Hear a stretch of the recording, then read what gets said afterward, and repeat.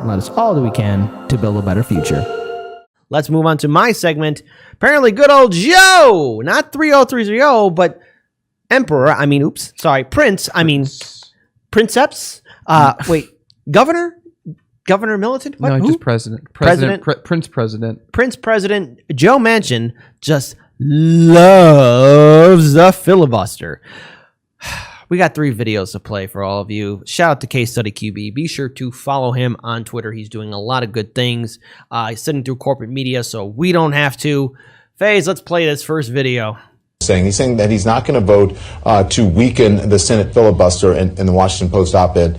And he says this, and I quote, "Senate Democrats must avoid the temptation to abandon our Republican colleagues on important national issues. Republicans, however, have a responsibility to stop saying no and participate in finding real compromise with Democrats." So, Gloria, we've known his feelings on the filibuster, but Joe Manchin seems to be the only person living in this kumbaya Senate world that he is describing. It's like a 1950s Leave It to Beaver world. We're not in that world anymore. That's maybe I'm wrong. We are not. No, you're right. We are not in that world. I think Joe Biden would join him in that perfect world from decades ago when perhaps it used to work that way, and sometimes it did and sometimes it didn't. But that's not life right now. I think with Joe Manchin stating yet again, I'm not going to move, I'm not going to amend, I'm not going to change, I'm just going to say we're not going to do anything with the filibuster. That means for Joe Biden, it means he needs 10 Republicans for voting rights. It puts the minimum wage, increase the minimum wage in danger, the DREAM Act in danger, sort of large legislation like universal background checks in danger. So this is not news, good news for Joe Biden. And it puts Manchin right where he wants to be, which is at the center of everything. But it's that you said he needs 10 Republicans in the Gloria, is that ever going to happen? He would need. Yeah, I mean, well, we'll have to see. I would hope, but in a way, but in a way, there's one thing this does for Joe Biden that's not terrible, and that is progressives who want more of what Joe Biden is proposing. Biden can now say to them, "I can't. In order to get anything through, I need Joe Manchin." Yeah. So in that sense, it might work for him, but in the larger sense, it's a real problem. Don't got to do anything. Yeah. Okay, so in case any of you, because this is just building up to a bigger picture, and that is Joe Biden and his administration have scapegoats. They're saying, well, we can't follow through with anything because we need Joe Manchin. We need to listen to the parliamentarian. We need to do this, we do that. So all these promises that they made during the 2020 primary and general election, they're not going to follow through on. So let's pull up this next video again of Joe Manchin and his big love for the filibuster. Again, shout out to Case Study QB. Be sure to follow him on Twitter. Let's play this video. I'm trying to think, do all of these commentators have something in common? I don't know. They're all wearing ties. Well, no, they're not wearing ties. Maybe they got something on their face. I don't know. We'll let you decide.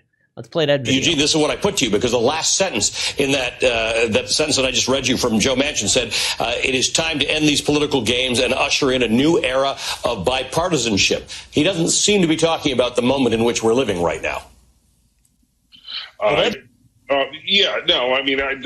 don't see that bipartisanship. I don't see any willingness on the part of any Republicans to seriously engage with this administration on its agenda and try to kind of, meet in the middle.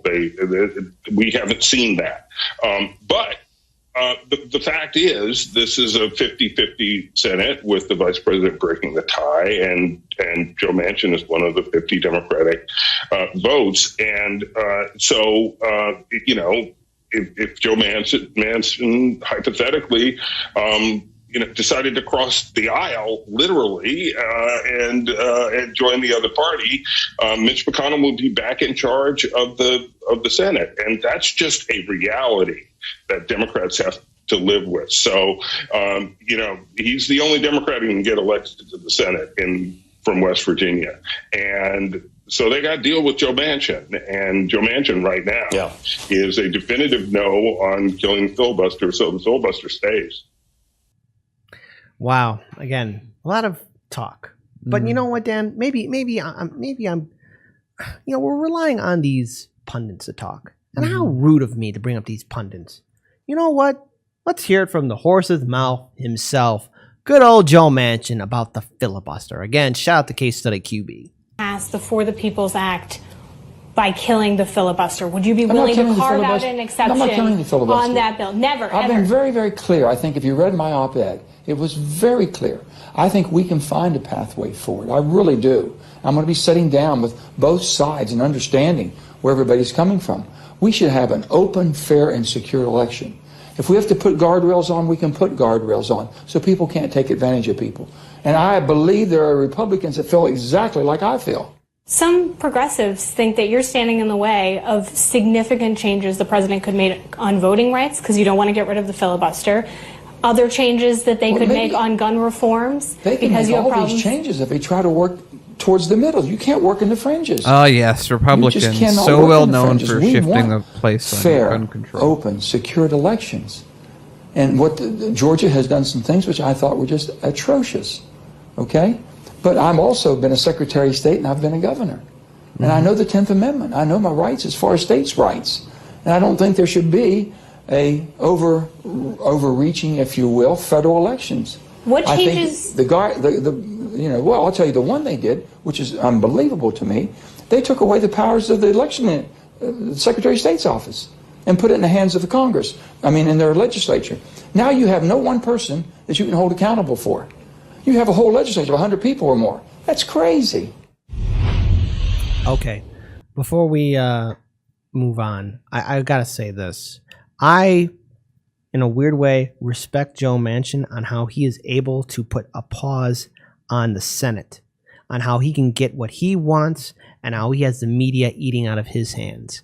I want to show, again, what we're seeing with Joe Manchin and the filibusters, that can you imagine if Bernie Sanders even had an ounce of that kind of courage to put a hold onto Congress? Notice, no one's yelling at Joe Manchin. Corporate media saying, oh, Joe Manchin's being so divisive. Joe Manchin is hurting American workers. Joe Manchin is doing this and that. He's pausing everything. He's a terrible person. We need to hold him accountable. If that had been Bernie Sanders or anything like that, corporate media would have jumped down on Bernie Sanders, and Bernie Sanders doesn't have the courage to even enact anything, even a fraction of what Joe Manchin is doing.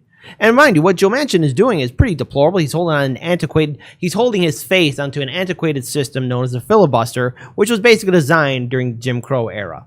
So again, no one's really going to hold him accountable. His friend Joe Biden won't hold him accountable. Bernie Sanders won't even challenge him. In fact, when he was being interviewed by Mehdi Hassan some time ago on, I think, MSNBC, what was going on?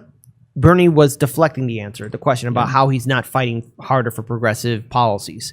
So looks like the filibuster is here to stay, and he will get no pushback from his Democratic colleagues. His Republican colleagues are probably egging him on and cheering him on. But this is what happens when we have careerist politicians who have absolute power and no responsibility. So what's going to happen? This is going to impact Democrats, especially going into 2022 during that midterm election cycle. The Democrats have a majority in the House and the Senate right now. That's what they have. But they can lose that in 2022, and the Republicans have a lot of political ammunition. Now, again, voter turnout will be key, especially for people to know their rights in the states of which they will be electing in. But when you have a system this run down, this antiquated, falling apart, we're going to be stuck in a point where nothing will change. It'll be an even divide in the House and the Senate, or one party will have one majority over the other, but nothing's going to change.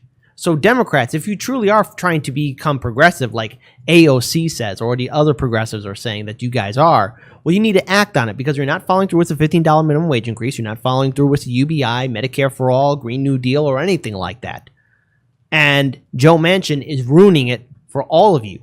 So either one, do you care about how your party is being viewed by progressives and independents? Because there's a lot of reports coming out that more and more Americans are identifying themselves as independents. That means they're saying, screw you, DNC establishment, and screw you, RNC establishment, because this two-party system is already out there. We see it for what it is. It doesn't represent us. And Joe Manchin can make his little pleas and his love stories about the filibuster. But again, a reminder for everyone, the filibuster was created during the Jim Crow era. Daniel. Yeah, so again, I feel like we've talked about this so many times in that, we said exactly this, that regardless, everyone was like so enticed, like, oh, what's going to happen in the Georgia election? Oh my God, it'll make all the difference. We need to do everything we can to get people in Georgia elected to the Senate. We knew it wouldn't. We knew it wouldn't. We always knew it wouldn't, because we always knew that Biden was looking for any excuse to not do anything. Ironically, the only thing that he's looking to do is like expand our wars overseas and continuing to build the wall. It's a very odd combination. It's like the worst of both Trump and Obama, which is a weird outcome. And we knew that no matter what happened, you can go back and watch our content back then, we kept saying that if it happens and they get elected, they're going to find some other reason they can't do anything. Because the Democrats do not want to do anything. They want to be incremental, and that's do enough to say that they're doing something. But the problem is, as always, is that we live in an exponential world where things grow in corporations 3% a quarter, and the government's trying to do, and they're exponentially growing, whereas the government's running in a linear growth rate. And the other problem is that as soon as the Democrat, if you need 30% change to make a dent in people's lives that's meaningful, Democrats will go, best we can do is 5. We had to negotiate with the Republicans. They'll make a 5% change. Then the Republicans get in office and they go back 10%. So we're even further back from we started. Then Democrats come back in office and they're like, don't worry, guys, we'll add another 5%. Republicans pull another 10% back. It's designed to fail, and we all know it. Yeah. So no pushback from the DNC, no pushback from progressives. Joe Manchin can do whatever he wants. So at the end of the day, hey, Bernie, what's stopping you? I know Jimmy Dore and everyone else is wondering what's stopping you. Maybe do you have that same kind of fire? I mean, you are in the Senate too, Senator Bernie Sanders. And while Joe Manchin might be a Democrat, it's quite clear he's derailing every single campaign promise that the Democrats made during 2020. Now, if this is by design, well, then guess what, buddy? You were played like a fool. The DNC establishment worked hard to deny your nomination in 2016 and 2020. And remember that fantastic task force? Now look at this here. Nothing's fundamentally changing, Bernie. Maybe you should take some notes from Joe Manchin on how to fight for what you want. And of course, what Joe Manchin's fighting for is pretty deplorable at this point. But maybe, Bernie, you can take some notes. It's pretty funny with Bernie. I was thinking, like, it'd be nice if he just came out and said something like, I'm out of moves. I don't know what to do. I lost the game. If he said that, I'd respect him. I would respect him more, but it's sort of funny that if he's thinking that, he wouldn't say it because he'd be worried that people would think less of him. But he's already lost what he needed to lose already. So not a good position. Yeah. If anything, Bernie, maybe you should have learned from Ralph Nader. I mean, yeah, people hated him, but at the end of the day, after that election with George Bush and Al Gore, Ralph Nader's on top, and he's living his life. Were you afraid of being compared to Ralph Nader? Because Ralph Nader's still chugging along, doing what he's doing, but I guess maybe you don't have that backbone to do that. But Joe Manchin has a backbone to do whatever he wants. So, again, don't worship these politicians. Don't hero worship these politicians. They don't deserve it. I just realized why Joe Manchin doesn't want to get rid of the filibuster. Why? Because he is the filibuster.